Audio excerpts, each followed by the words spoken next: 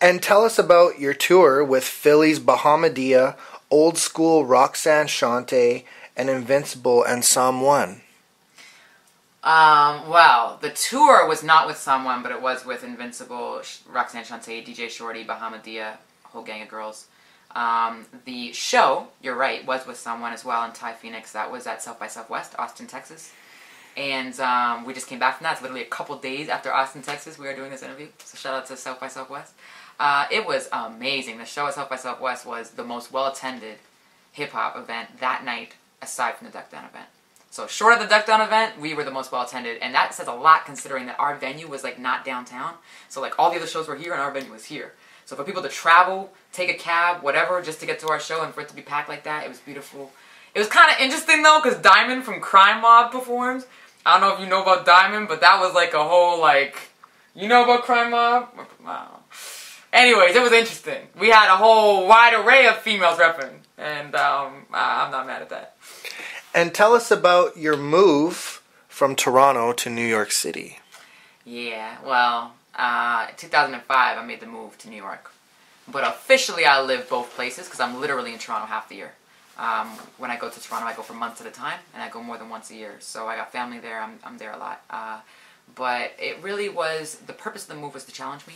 I was feeling that my steel was not sharpening steel anymore in Toronto. And so I wanted a challenge. I wanted to be the underdog. I wanted to be the person that nobody knew. And I wanted to make me better. And it did. And that's exactly what it did. So it was a good move. And how was it working with Wordsworth, Apathy, and Joel Ortiz? The Archivest has well-researched questions, ladies and gentlemen. Just thought I'd say that. Most people don't know. They'll be like, who have you worked with? And I'll be like, man, do I have to go through the list? Separately, Joel Ortiz, we know each other, but he recorded the verse while I was on tour with We Be Girls with Shante and Bahamadia and Invincible. So I was in Europe when he tracked that verse, which was beautiful, nonetheless. Wordsworth is people's. Wordsworth has taught me a lot about the game, a lot. I look up to him, I admire him, and each time we were in the studio together. When he was touring in Toronto, I just like steal him and get him in the booth. Apathy and I work extremely well together. We've been doing music together, if people don't know, since I was a young girl, since nobody knew who Apathy or myself was, since I was 16 and he was 17 in Connecticut. So that's a long-term deal, and we have an album that is 80% done that most people don't know about. I leaked Destiny off Get Caught Up. I leaked Destiny off this CD right here. But the interesting part is, if y'all don't know, Apathy let me leak Destiny because he said it's the weakest song on the album. And everyone loves it. So if you love Destiny, the rest of the album's bananas, and it's just a matter of finishing it because he's a busy, busy guy. And what makes you Canada's rawest female lyricist? You tell me, Archivest. Archivest, tell me what makes me the rawest lyricist. Shit. That's an interesting question. I think that it's hard for me to answer that because I'm really humble. But we all know. We've heard it. I'm only one woman doing my best. I have a flow on my own. I'm really aggressive. And I kind of learned from, I would like to think hip-hop's great, especially great lyricists. So I don't know if I'm the best. I just know that at what I do I am. Because nobody else is Eternia. So I can't do, I don't know, Nicki Minaj. I can't do Lauryn Hill. But I can do Eternia better than anybody. And that's my answer. And any other collaborations coming out, and what can we expect from your first major record on Fat Beats? So this is the first worldwide deal. We have vinyl, we have physical CDs, we have digital. It's coming out June. The vinyl's coming out like a month or two before, a vinyl EP. Whole bunch of remixes.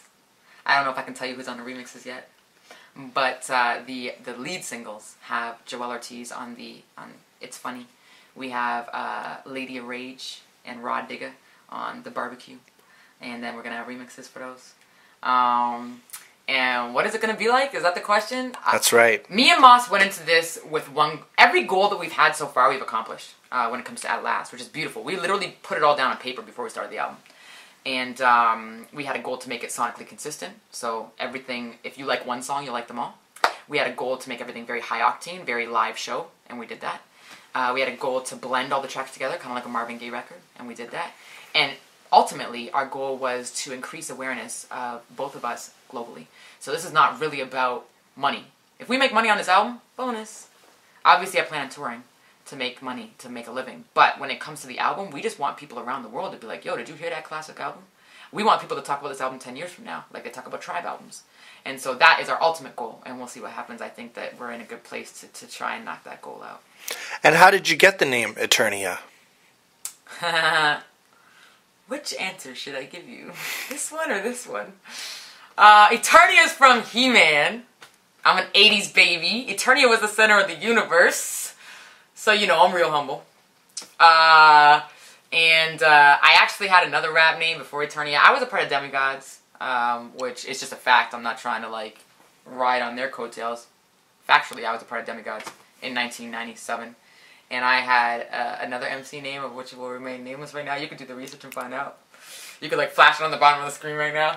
And it was really corny. So then I switched it to Eternia, and the rest is history, and that's been since the 90s. So I actually have no perspective. Like, when I hear the name Eternia, I'm like, is that a nerd name? Like, is that corny? But I've had it so long. I've had it for like 15 years, so. And do you have any shouts?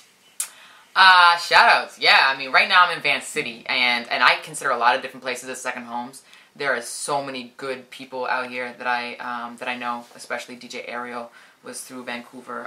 My boy Quiz, who we've been crashing with, my brother Ollie, who's beside me right now, put me on to like some like random Bay Area hip hop. Like my little brother literally like puts me on to hip hop that I don't know about, which I love. Of course, shouting out the band. I'm here with Chesney Snow, my beatboxer, Colin D, my bassist. DJ Boo is here in spirit. Busy B, who is holding us down tonight. Sisterhood Festival. There are so many people, but right now I'm thinking present day Vancouver. You, the Archivest. You for watching this. And everybody who's going to cop the album when it drops.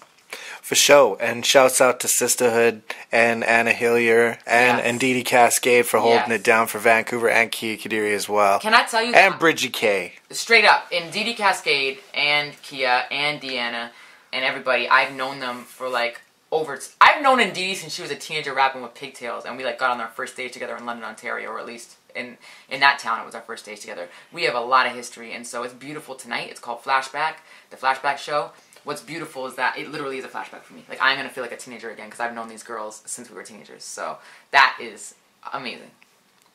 All right. Thanks again, yo. This is Eternia signing off. If you don't know, the Archivist has all the information you need. So you don't know, this is the library right here. Don't go nowhere.